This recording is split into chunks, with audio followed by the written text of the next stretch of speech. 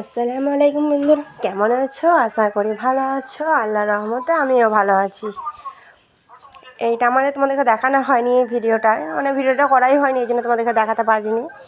এই যে এই ঘরটা, মুরগির ঘরটা আমি নতুন বানিয়েছি বন্ধুরা। এই যে কত সুন্দর করে নেট দেওয়া বানানো আছে, নিচেরা টিন দিয়ে আর চারিদিকে নেট।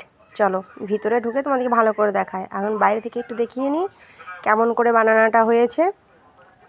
বানানোর চালা ছিল আমার, তোমরা তো দেখিয়েছো আমি ভাত রান্না করতাম, ওই চালাটায় এক সাইডে করেছি, একদম ঘরের দেওয়াল দিকে টাইপই করেছি, তাহলে একটা টিন বেঁচে গেছে।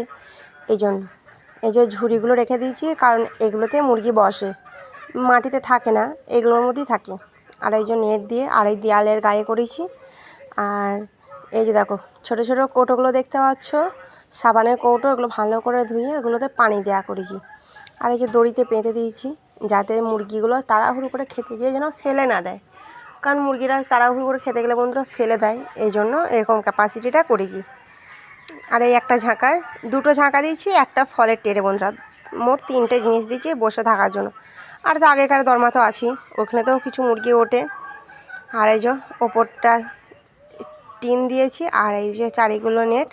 আর ওই পিছনটা ওইটা তিরপলটা দেওয়ার কারণ হচ্ছে যখন বৃষ্টি পড়ে ওই ঝাপটা আসে, ওই ঝাপটা না আসার জন্য ওইটা এরকম করা। আর এই যে গেট ঢোকা পাড়ার জন্য, দেখি বুঝতে পারছো কত সুন্দর হয়েছে, খুবই সুন্দর হয়েছে এটা।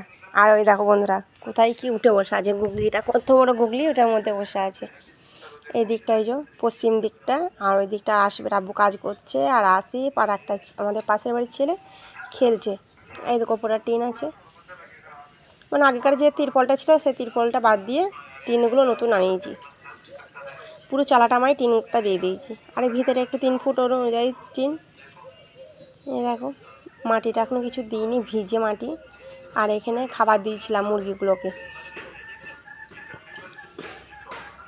লাইলনের নেট বন্ধুরা, এমনি লাইলনের নেট দিয়েছি। এই নেটটা খুব ভালো, অল্প টাকায় আর খরচা কম, যে আমি একটা বেশি টাকা নষ্ট করে ফেললে যদি না লাভ তুলতে পারি, এই জন্য। এমনিতেই আর মুরগি আগের মতো আর হচ্ছে না বন্ধুরা, এই জন্য বেশি খরচা করিনি। আর এই যে বাকি মুরগিগুলো আমার চড়ছে, এটা করার কারণ হচ্ছে আমি যদি কোথায় যাই, আমার মাদের বাড়ি যাই, দেখার কেউ নেই, এই জন্য ওই ঘরটা বানানো স্পেশালভাবে। কোথায় গেলাম ওর মধ্যে খাবার টাবার দিয়ে দিলাম, তারপর আমি চলে গেলাম।